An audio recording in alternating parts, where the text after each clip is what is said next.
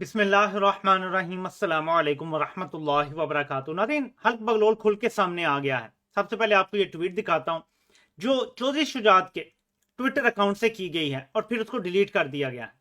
फिर आपको कुछ मनाजिर दिखाता हूँ। वैसे तो पूरे मुल्क के मनाजिर हैं और अगर आप ARY पे देखें तो वहां कुछ दिखाया भी जा रहा है। वैसे मीडिया को कहा गया है कि आपने किसी एहतजाज को नहीं दिखाना।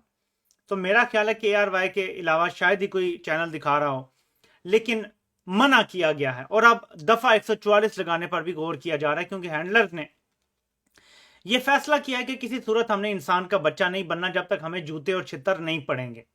इमरान खान पुरअमन एहतजाज की बात कर रहे हैं। देखें, एक लीडर कभी भी ये नहीं कह सकता कि आप तोड़ फोड़ करें, लोगों के घुस जाएं ऑफिस में, लोगों को घरों से घसीट के निकालें, क्योंकि ये लोग ये चाहते हैं इमरान खान को फ्रस्ट्रेट करके, ये चाहते हैं कि इमरान खान गुस्से में कोई ऐसी बात कर दे और इन्हें गिरफ्तार करने का बहाना मिल जाए। लीडर के मुंह से कभी ये बात नहीं निकलेगी, लेकिन अवाम ने अपना फैसला खुद करना है। ये पहले ट्वीट पढ़ते हैं, फिर मैं आपको बाकी बताता हूं सूरत हाल क्या है। चौधरी शुजात हुसैन के अकाउंट से ये ट्वीट होता है, फिर ये डिलीट कर दिया जाता है। परवेज इलाही मेरा वजीर आला का उम्मीदवार था और आज भी है और कल भी रहेगा, लेकिन PTI का उम्मीदवार नहीं हो सकता। इदारों के साथ 30 साल से एक ताल्लुक रहा है। कैसे इदारों पर तनकीद करने वालों की हिमायत कर सकता हूं? इदारे हैं तो पाकिस्तान में इस्तेकाम है।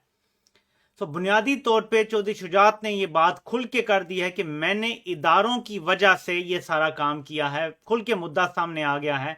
और अगर चौधरी शुजात इस पोजीशन में कहेंगे ट्वीट की होगी, तो ये फरमाइशी ट्वीट करवाई गई है हल्क बगलोल की तरफ से कि हमारी हिमायत में करो। और फिर समझ लगी कि यह तो जाहिलाना हरकत है जो कि ये कोर्स करता चला आ रहा है, तो फिर ये डिलीट करवाएगी अब तक की जो सूरत हाल है। अब ये जरा चेक करें।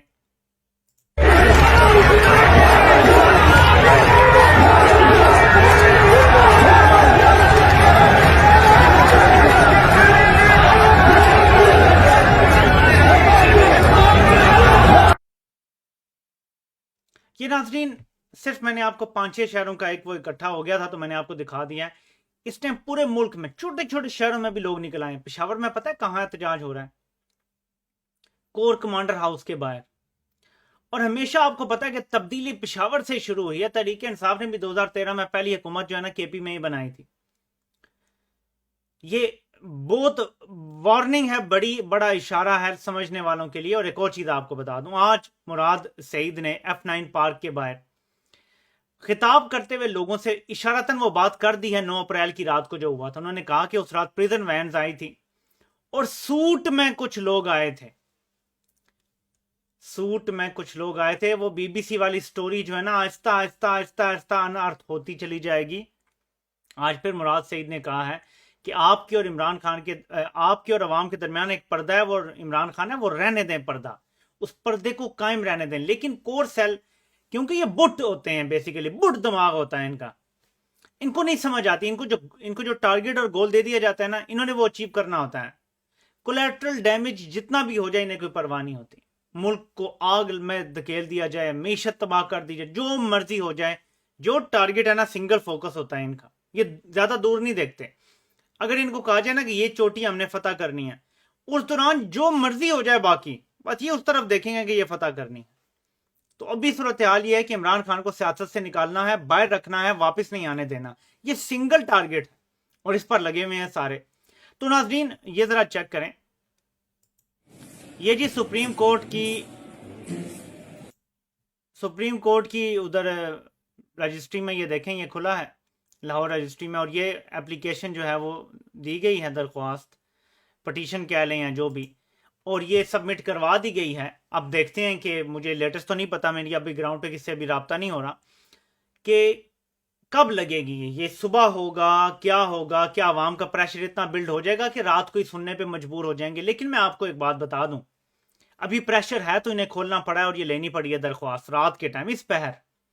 लेकिन आप लोग अगर आज घर चले गए ना, सुबह इनकी टोन बदल जानी है। आज की रात जाग लें अपनी आजादी के लिए और बैठे रहें। सुबह मजीद लोग ताजा दम दस्ते आ जाएंगे, हो सकता है आपको रिप्लेस कर दें, आपको घर जाने का मौका मिले, लेकिन लोगों की तादाद बढ़ जाएगी और बढ़ती चली जाएगी। ये आसान काम नहीं है रात को जागना, ये मैं को नहीं कह रहा, लेकिन आज अगर हम ये काम करेंगे ना, तो अपनी आजादी के लिए करेंगे, किसी पे एहसान नहीं करेंगे। ये लड़ाई इमरान खान की पहले दिन से नहीं थी, ये लड़ाई हमारी है। इमरान खान सिर्फ इसको लीड कर रहा है।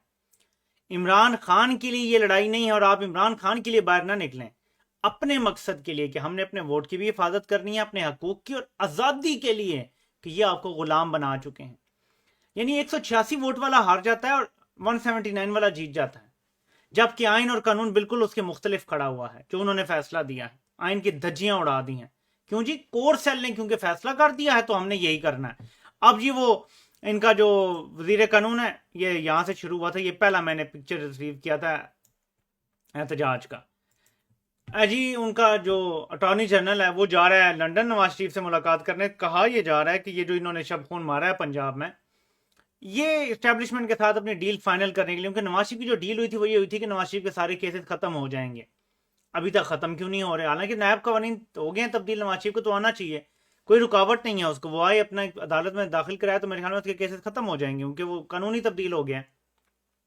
लेकिन नवाज शरीफ चाहता है कि उसको इसके बदले कि वो पंजाब में हालात को अब निगोशिएट करेगा कि जी अब तो वज़ीर आला बन गया है, वहां से निगोशिएशन होगी, शायद नवाज शरीफ अपने केस खत्म कराने की कोशिश करेगा।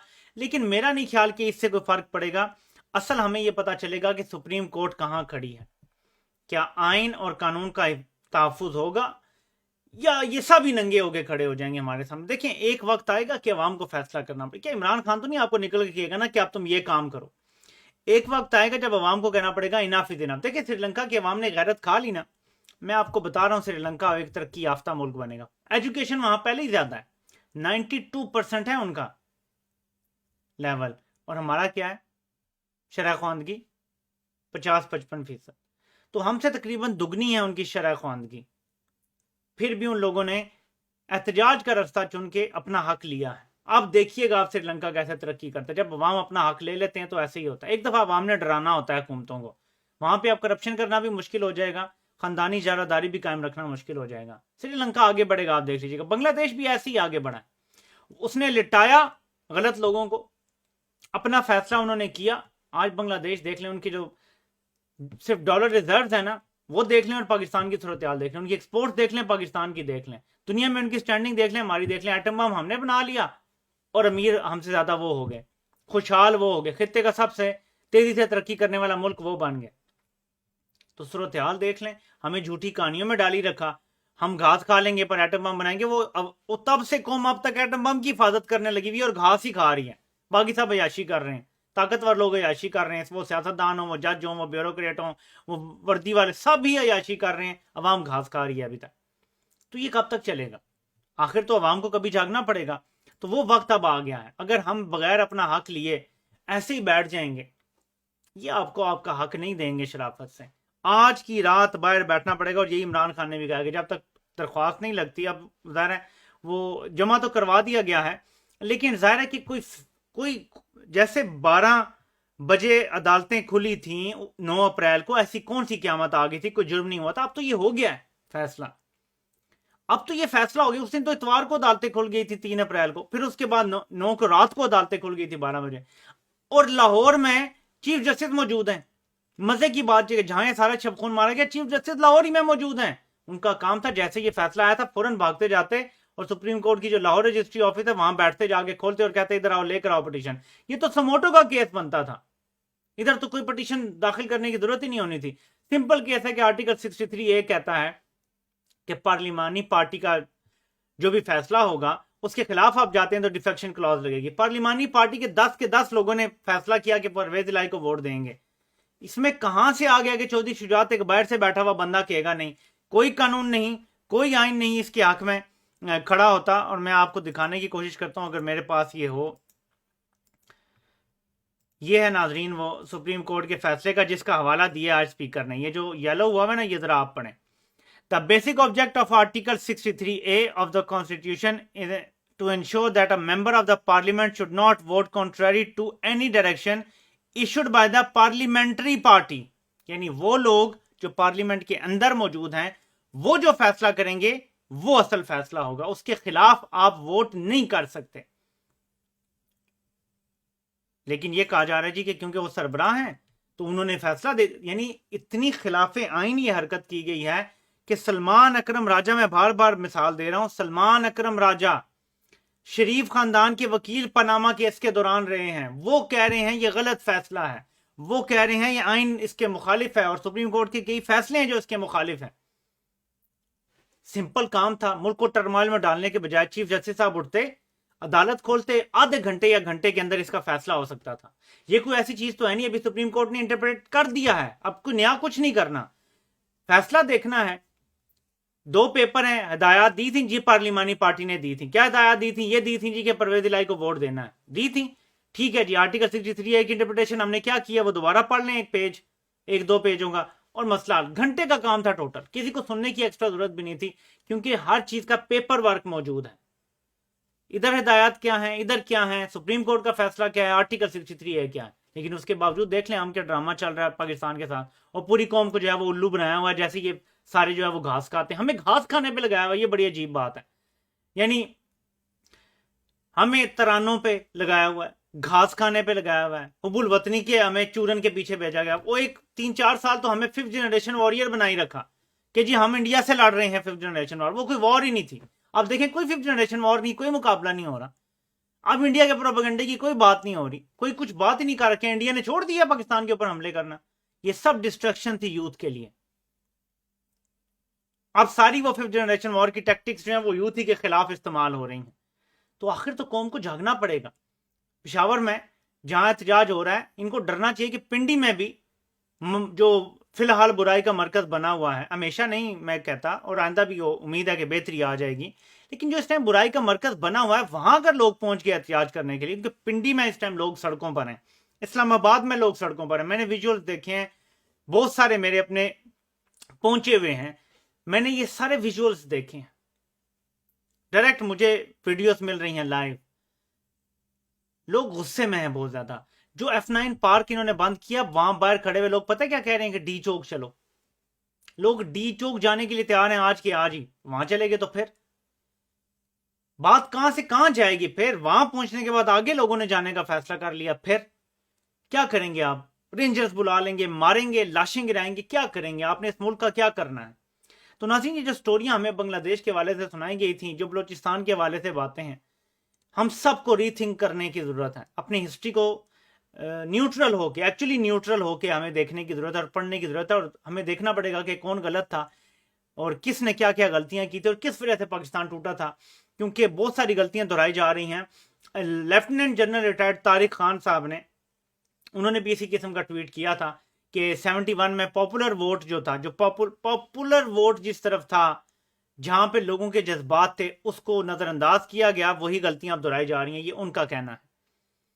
तो अगर ऐसा बंदा जो, और वो पोटेंशियली आर्मी चीफ बन रहे थे किसी जमाने में, यानी बन सकते थे पोटेंशियली, ये वो बंदा बात कर रहा है, तो कुछ सोच की बात कर रहा होगा। हालांकि उनकी पेंशन भी आई थिंक बंद कर दी गई है। तो ये सारी बातें जो हो रही हैं, ये पाकिस्तान के लिए किसी सूरत अच्छा नहीं है। लेकिन आज आपने हक लेने के लिए खड़ा होना है। अगले 24 घंटे आपके लिए इंपॉर्टेंट है। इन 24 घंटों में आवाम सड़कों पर रह गई और अपना हक ले लिया, जहां खड़े हैं वहीं बैठ जाएं, सड़क पे खड़े हैं बैठ जाएं, बंद हो जाएंगी ना सड़कें बंद, पूरा मन रहना है आपने, किसी गमला भी ना टूटे, लेकिन आराम से बैठने से आपको कोई नहीं रोक सकता। सारे अपना हक मांगने के लिए बैठे। ये 24 घंटे डिसाइड कर देंगे कि पाकिस्तान ने किस तरफ जाना है। आपने इन ताकतवर कोतों को शिकस्त दे दी ना, दोबारा ये आपके सामने खड़े नहीं हो सकेंगे, मार्क माई वर्ड्स। और इसी के साथ इंशाल्लाह आपसे ज्यादा चाहता हूं, जैसे कोई नेक्स्ट अपडेट आती है, अगर सुप्रीम कोर्ट से आई तो आपसे फिर मुलाकात होती है फौरी, नहीं तो फिर इंशाल्लाह ताला सुबह होगी, आपसे इंशाल्लाह फिर मुलाकात होगी। अल्लाह पाक सबका हामी नासिर हो। और सबको सुनने का बहुत बहुत शुक्रिया।